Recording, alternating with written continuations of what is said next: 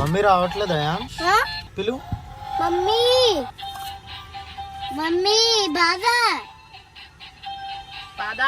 Wow, same pin చేసుకున్నారు ఇద్దరు.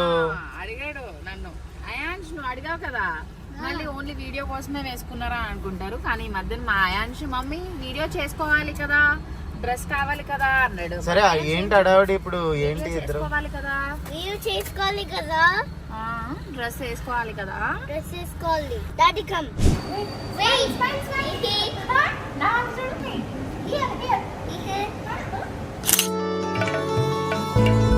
ఏం చేస్తారు ఈ రోజు? ఏంటి మీ డే?